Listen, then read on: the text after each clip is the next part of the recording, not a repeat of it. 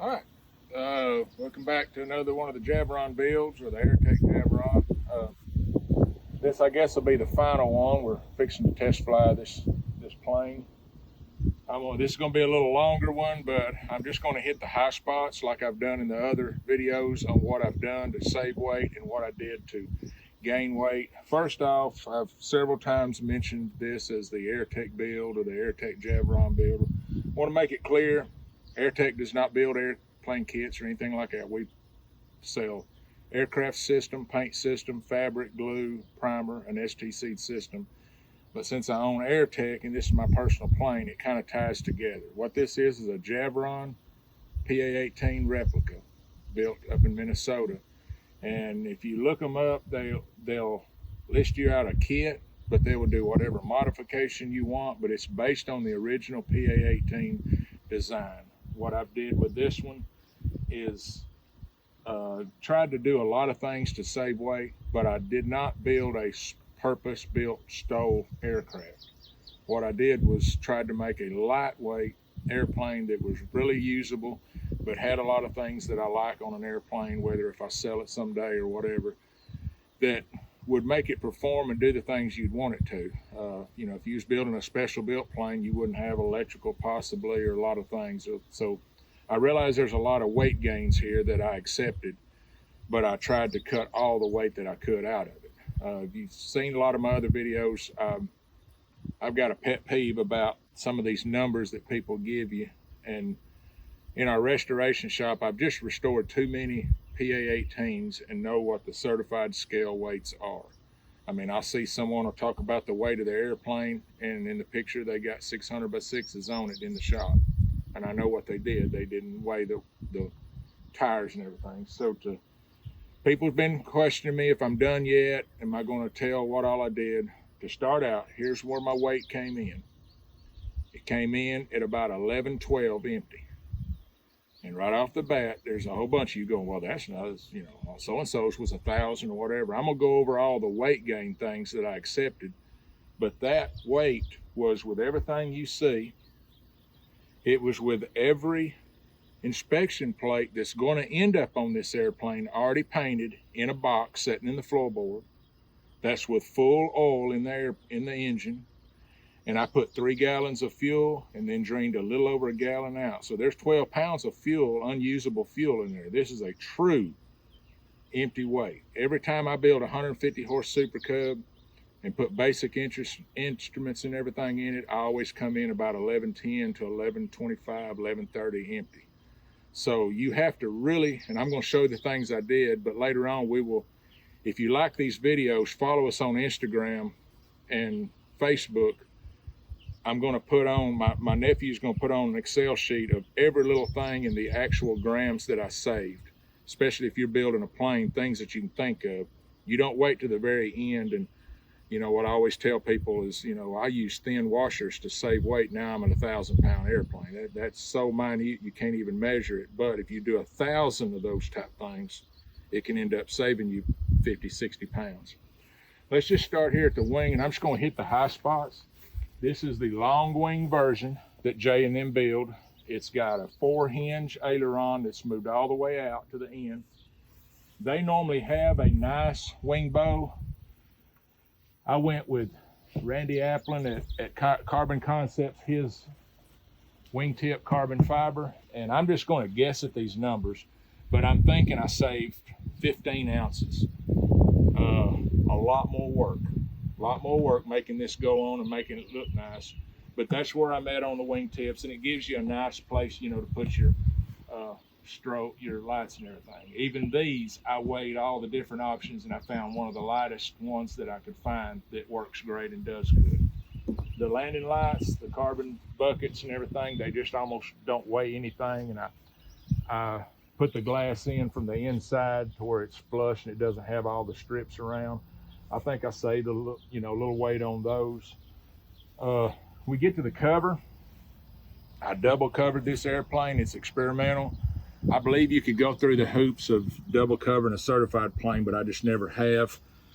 What I was looking for is the last Super Cubs that came out of Florida were using 101. And I've talked to guys that said that they felt like some of those planes flew better because of the harder fabric, as far as it doesn't flex as much. You know, when you do a hard pull, you got ballooning at the top and everything. So I run 2.7 ounce and then double covered over with 1.8 ounce.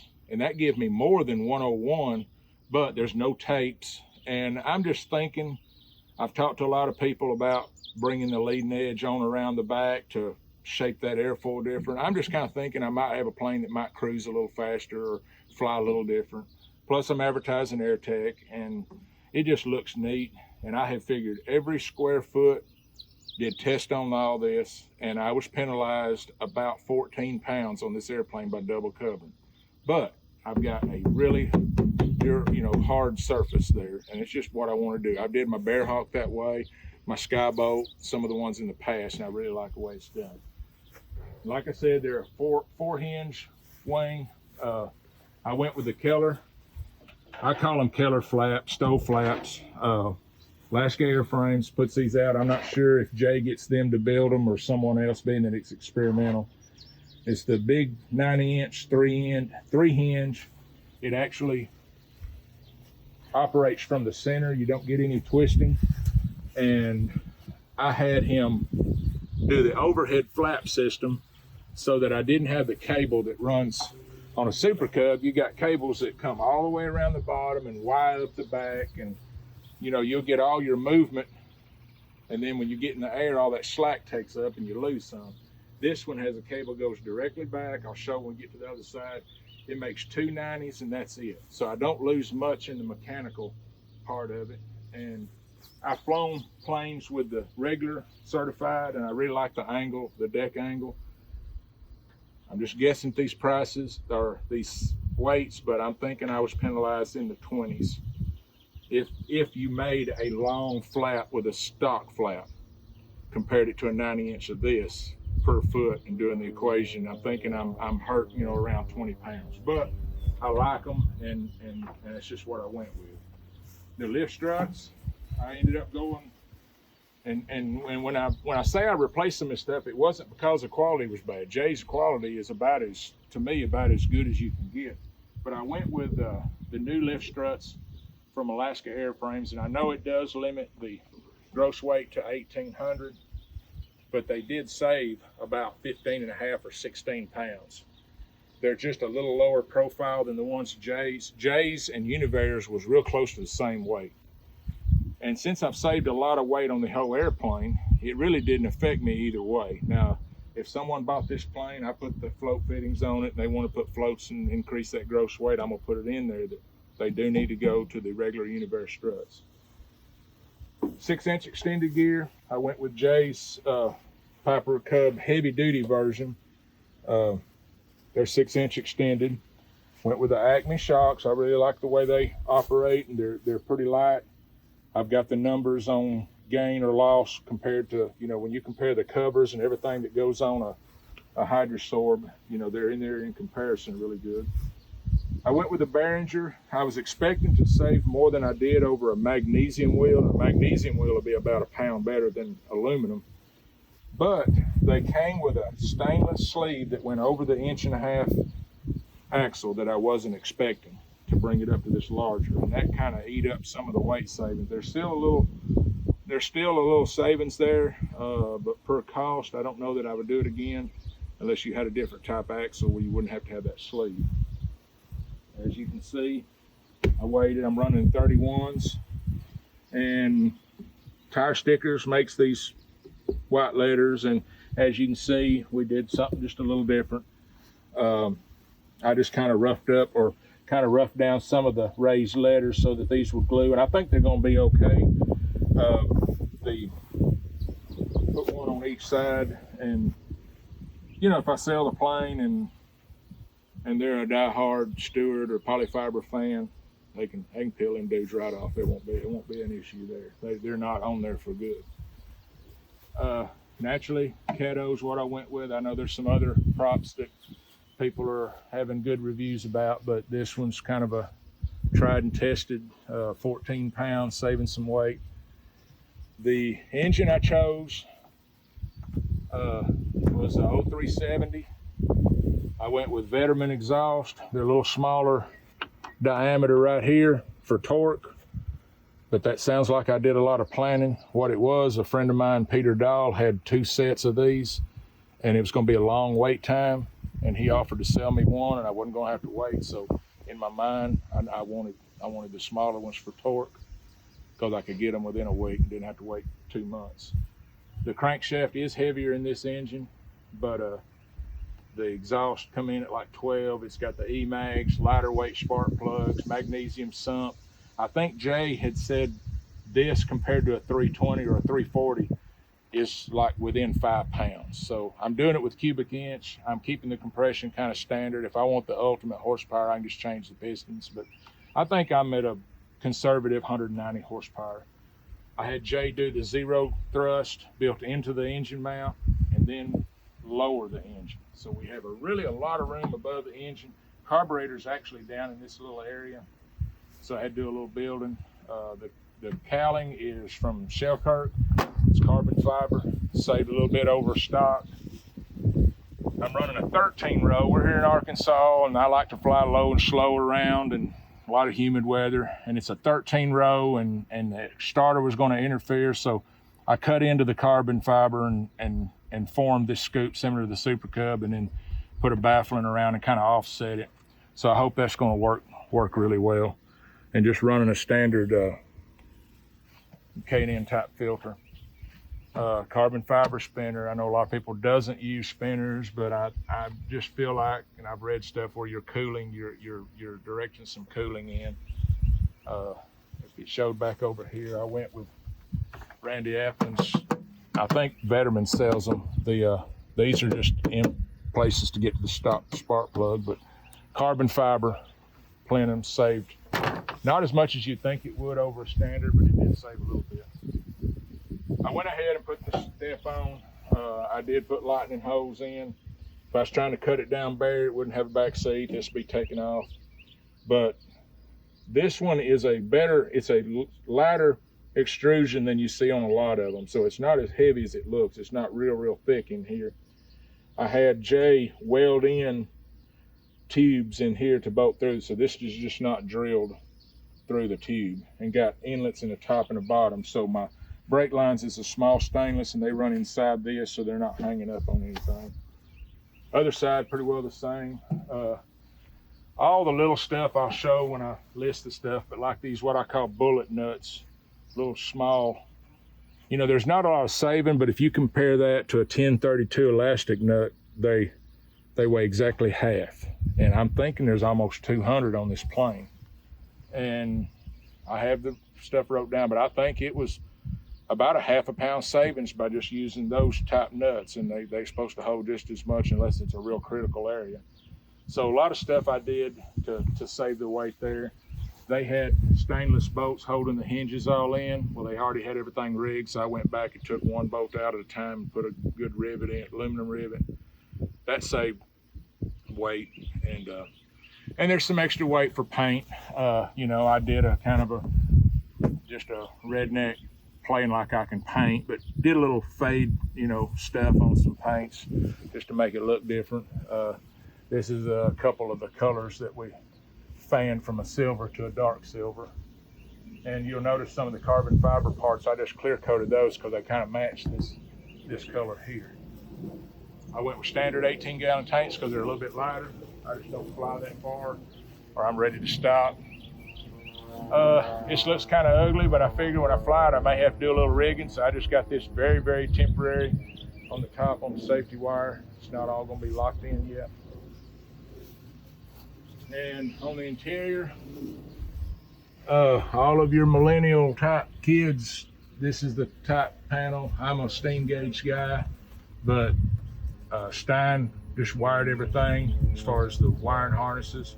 I made the dash out of carbon fiber, but to hold all of this, the thickness that I felt like, I'm not an engineer, but what I felt like was going to be good enough to take care of that, actually probably didn't save any over a aluminum dash. All the other parts are carbon concepts.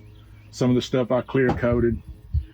And like I said, the windshield stuff, all this comes with your kit. And like I keep saying, I can't say enough for the quality of the kit. We've got carbon fiber floorboards, which everybody uses. I lowered the baggage all the way to the floor so that you didn't have the angle iron that the baggage in the back sets on. So that saved weight. And you just run your cables down under the baggage. I've got my rudder cables inside of cables. They are got gel coat on the inside, so the carbon's not touching the cable, and it is extended baggage all the way back to here. So like I said, there is some weight gain that I'll accept. All the flaps I was mentioning, it's just 190 degree that you're going to deal with. If I can get to where I can reach it. Seems like the older us guys get, the taller we make the planes. And I can actually redo this and get just a little more right there. But as you see, the gives you a pretty good profile on your flaps. The headliner, I didn't use a metal headliner. Me and my wife took 101 fabric, sewn an envelope, glued in. I ain't gonna say it weighs nothing, but it saved a few pounds over a metal headliner. You can access everything up through the baggage. Had a local guy do my seats, and we tried to keep them to a minimum. All the seat bottoms and backs are the same as the floorboard material with lightning holes cut in them. And like I mentioned before, I double covered so there's no tapes. I had him do the A model back, the flat back.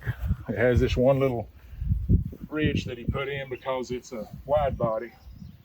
But some of the guys up north claimed that the old flatbacks flew better. Didn't really do it for that. I just thought it looked neat and just had him do the flatback version. Coming back to the tail wheel, naturally I went with the Acme tail wheel. Has some adjustment there I like.